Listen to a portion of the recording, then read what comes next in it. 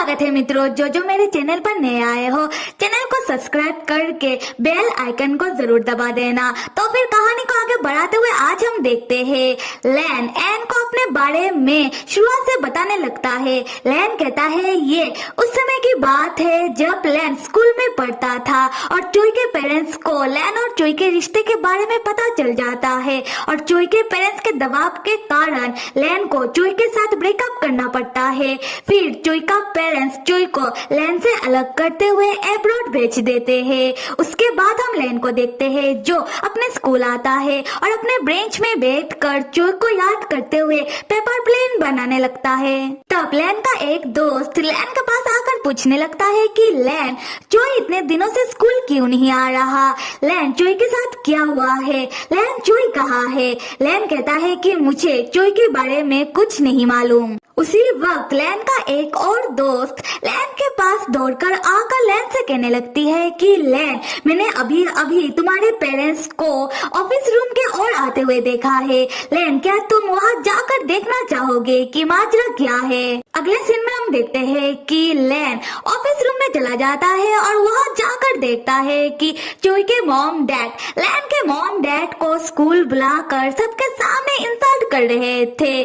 जहां लैन के डैड सारे बातों से अनजान वो चोई के डैड से पूछते हैं कि क्या लैन और चोई आप क्या कह रहे हो, मुझे कुछ समझ नहीं आ रहा। चोई के डैड लैन के डैड के ऊपर चिल्लाते हुए कहते हैं कि आप एक काम क्यों नहीं कर लेते हो, आप आपके बेटे को बुलाकर ही पूछ लो, तब आपको सब समझ में आ जाएगा। और भगवान का शुक्र है कि मुझे समय रहते सब पता चल गया और मैंने मेरे बेटे चोई को यहाँ से दूर भेज दिया।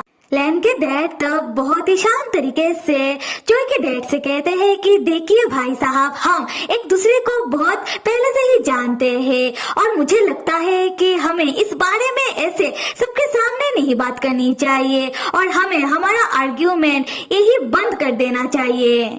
पर चोई के डैड नहीं मानते, वो लैन के डैड के ऊपर भड़क ही जा रहे थे और लैन के डैड से कहते हैं कि आप आपके बेटे को समझाइए कि वो हमारे नजरों के सामने से दूर रहे और चोई से तो बहुत दूर रहे, यही उसके लिए अच्छा होगा। और तब जो भी हुआ और जो भी हो रहा है उन सब के बाद लैन को ऐसा लगने लगता है कि सारी दुनिया लैन को ही गलत समझ रही है और सब लैन के ऊपर सवाल उठा रहे हैं और लैन का दम घुटने लगता है। खैर अभी आते हैं प्रेजेंट में। एन लैन की बातें सुनने के बाद कहता है कि तो फिर इस तरह तुम्हारे मॉम डैड को तुम्हारे डैड के बारे में पता चल जाता है और चोई के पेरेंट्स तुम्हें फोर्स करने लगते हैं। पर लैन मुझे नहीं लगता कि चोई को इस बारे में पता होगा।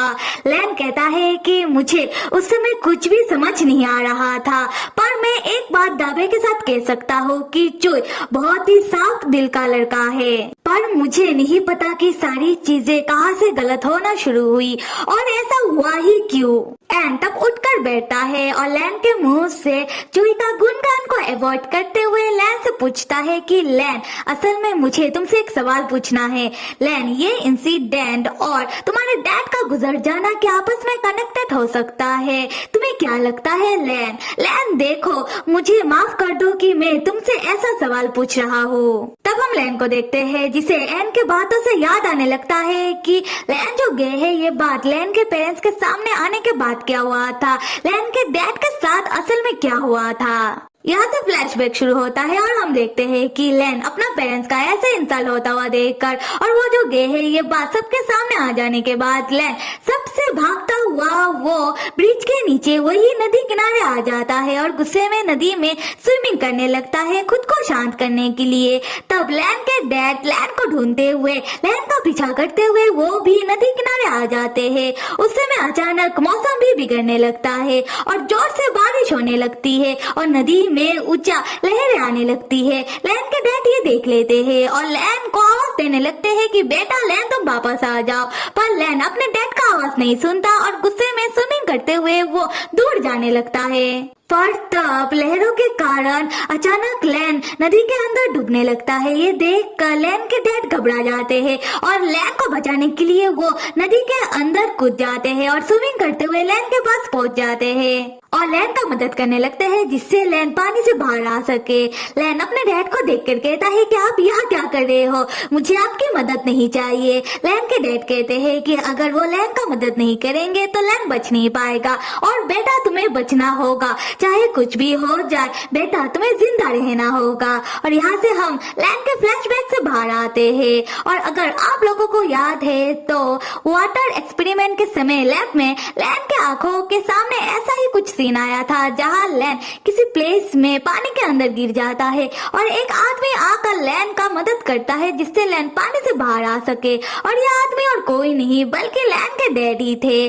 खैर आते स्टोरी में वापस। जैसे ही लैन को याद आ जाता है कि लैन के डैड के साथ क्या हुआ होगा, लैन चौंक कर उठकर बैठ जाता है और परेशान होकर एन को सारी बातें बताते हुए कहता है कि इन सब का जिम्मेदार लैन है और लैन को पहले से ही पता था कि ये सब लैन के कारण हुआ। और अभी लैन को समझ में आ रहा है जो लैन चोरी से भागता फिर रहा है उसका एक और वजह ये है कि लैन इन सब के लिए चोई को भी जिम्मेदार मानता है और उसने अभी तक चोई और चोई के परिवार वालों को माफ नहीं किया क्योंकि लैन को पता ही नहीं कि वो माफ करे तो करे कैसे।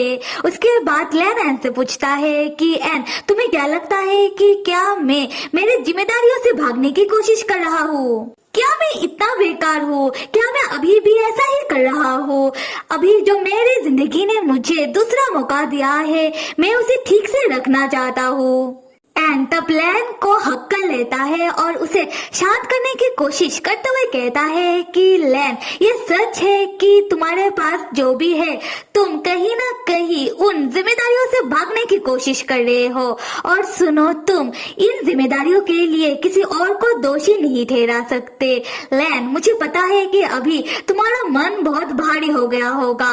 लैन मुझे डर लग रहा है कि मैं शायद इसमें तुम्हारा कोई मदद नहीं कर सकता, पर लैन मैं तुमसे इतना ही कहूंगा कि तुम अपने दर्द को अपने मन में ही मत रखो। हो सके तो तुम अपने दर्द को बाहर निकाल लो, देखना तुम्हें अच्छा महसूस होगा। सो मेरे प्यारे मित्रों आप लोगों को समझ में आ गया होगा कि लैन के डैड के साथ हुआ क्या था। असल में लैन के डैड लैन को डूबने से बचाने में उनके साथ ही हादसा हो जाता है और ये तब की बात है जब लैन स्कूल में था। और यहाँ सवाल ये आता है कि अगर लैन के डैड लैन जब स्कूल में था उस समय चल बसे तो लैन के कॉलेज फॉर्म में लैन के डैड का साइन आया कैसे? क्या लैन के डैड ने पहले से ही तय करके रखा था कि लैन कौन से कॉलेज में जाएगा? देखो होने को ये हो सकता है और ऐसे भी कहानी जैसे जैसे और आगे बढ़ेगा हमें तो पता चल ही जाएगा। पर आप सब लाइक सब्सक्राइब और कमेंट करना तो बिल्कुल भी मत भूलिएगा। Till then stay with me and see you.